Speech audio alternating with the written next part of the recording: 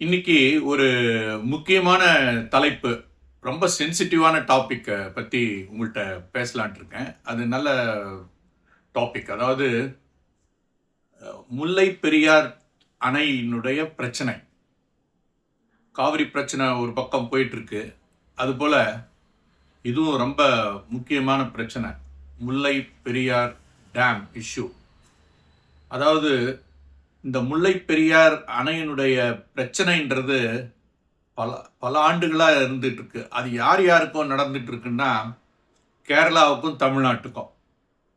இப்போ பார்த்தீங்கன்னா, முல்லை பெரியார் ரிவர், அந்த நதி கேரள மாநிலத்தில் தொடங்கி அது என்ன ஆகுதுன்னா, அது பாய்ந்து அது ஆக்சுவலாக தொடங்குற இடம் வந்து வெஸ்டர்ன் காட்ஸ், மேற்கு தொடர்ச்சி மலையிலிருந்து தொடங்கி மறுபடியும் திரும்பி அரபிக்கடலுக்கே போயிடுது. போகும் வழியில் வெள்ளச்சேதத்தெல்லாம் ஏற்படுத்தி அரபிக்கடலில் போய் கலந்துருது.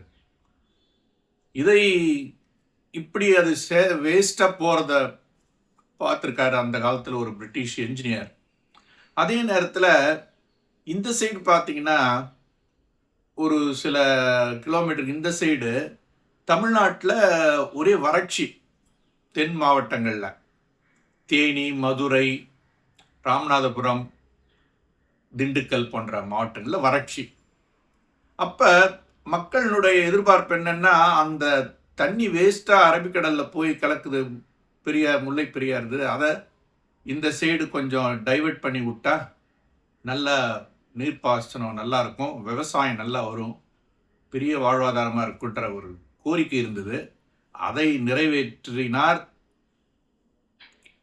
பிரிட்டிஷ் என்ஜினியர் கர்னல் பென்னிக்விக் என்ற ஒரு என்ஜினியர். அந்த முல்லை பெரியார் அணை கட்டுவதற்கு மிகவும் பாடுபட்டார்.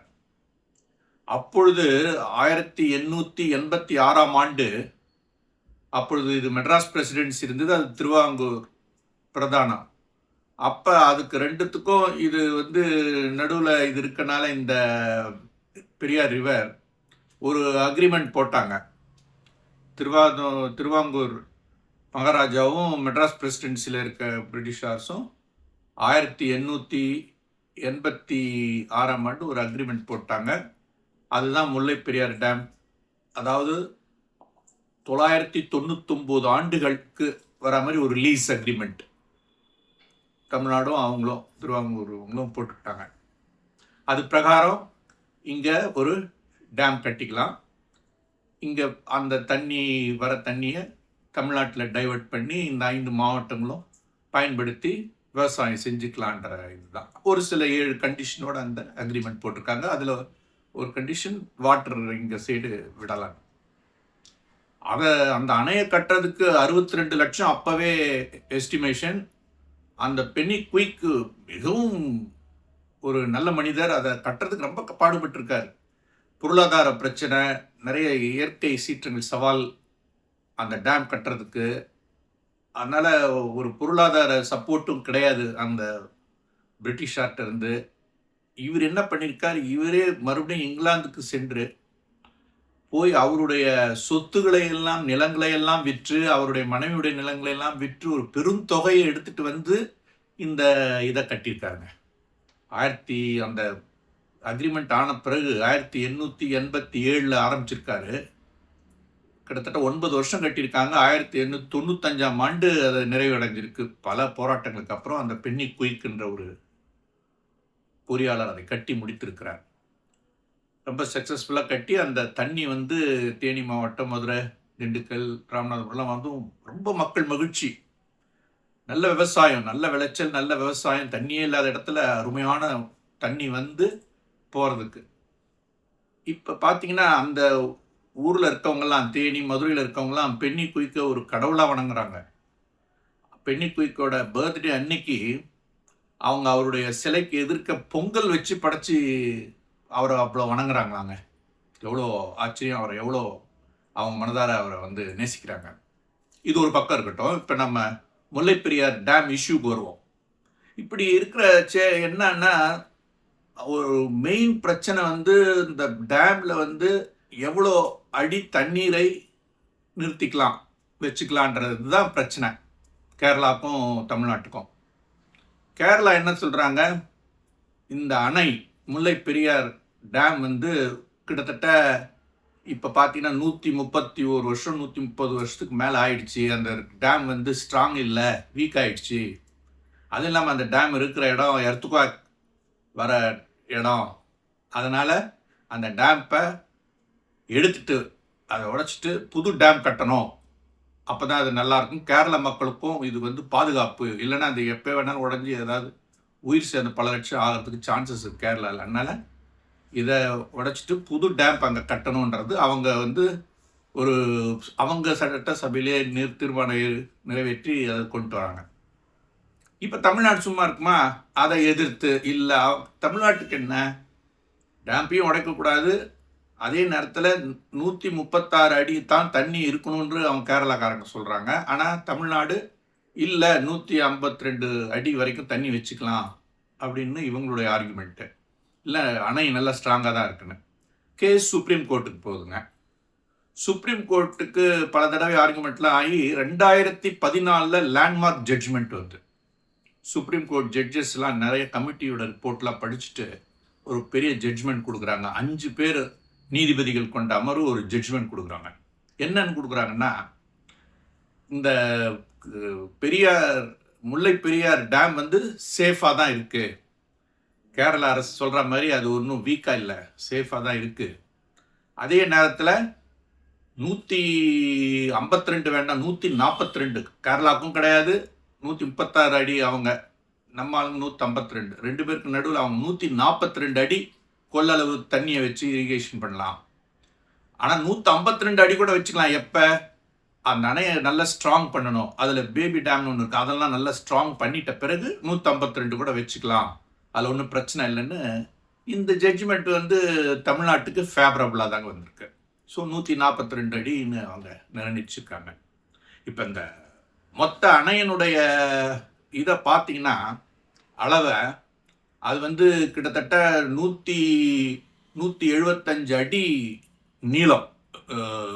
அது இது ஹைட்டு, உயரம் 175 அடி உயரம்.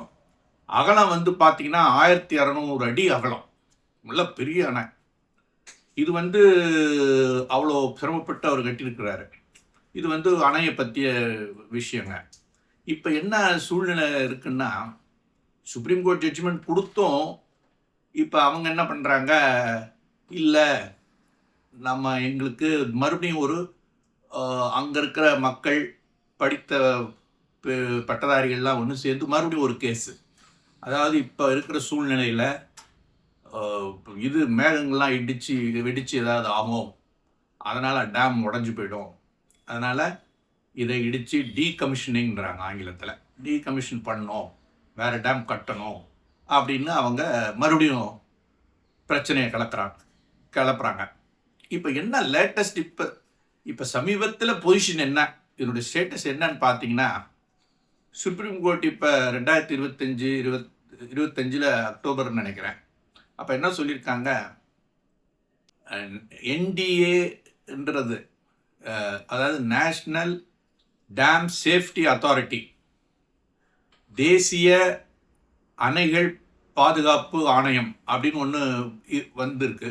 அதில் அந்த ஆணையம் வந்து இதை எல்லாம் ஸ்டடி பண்ணி ஒரு எக்ஸ்பர்ட் கமிட்டியை வச்சு இதை ஸ்டடி பண்ணி அது என்ன பண்ணணும், அதுக்கு டேமுக்கு அதை வேறு டேம் கட்டணுமா, இல்லை இந்த வாட்டர் லெவலில் வச்சுக்கலாம், ஆனால் இப்போதைக்கு 142 அடி வச்சுக்கலாம், ஆனால் இந்த டேம்பை இடிக்கணுமா இல்லையான்றத பற்றி அந்த கமிட்டி, எக்ஸ்பர்ட் கமிட்டி வந்து அனலைஸ் பண்ணி ஒரு ரிப்போர்ட் கொடுக்கணும் அப்படின்ற மாதிரி சொல்லியிருக்காங்க. அதுதான் இன்றைக்கு இருக்க சூழ்நிலை. கேரளாக்காரங்க தொடர்ந்து போராடிக்கிட்டு இருக்காங்க. தமிழ்நாட்டில் இப்போ புதுசாக ஃபார்ம் ஆன கவர்மெண்ட்டு கூட என்ன சொல்லிட்டாங்க, இல்லை நாங்கள் எப்பொழுதும் போல் அதே ஸ்டாண்டு தான், ஸ்டேட்டஸ்கோ முந்தைய கவர்மெண்ட் எடுத்த ஸ்டாண்டே தான், 142 அடி 152 அடி ஸ்ட்ராங் பண்ணிவிட்டு ஏற்றுவோம், அணை கட்டக்கூடாது அவங்க கேரளாக்காரங்க. இதுதான் தமிழ்நாட்டோட ஸ்டாண்டுங்க. இப்படி இருக்குது. மனிதர்கள் எல்லாம் நாம் எல்லாம் ஒன்றா தான் வாழ்ந்துருக்கோம். எல்லாரும் மலையாளம், தமிழ், தெலுங்கு, கன்னடம் எல்லாம் இங்கே ஒன்றா தான் வாழ்ந்துட்டு இருக்கோம். இருந்தாலும் காவிரி நதி பிரச்சனை வரும்போது ஒரு பிரச்சனை வருது, இது மாதிரி முல்லை பெரியார் வரும்போது ஒரு பிரச்சனை வருது. இவைகள் ஒரு பக்கம் இருந்தாலும், அரசியல் சட்ட போராட்டங்கள் இருந்தாலும், விவசாயிகளுடைய வாழ்வாதாரம் அங்கு நல்ல விளைச்சல் வந்தால் தான் தமிழ்நாட்டுக்கு நல்ல உணவு பண்டங்கள்லாம் வருங்க.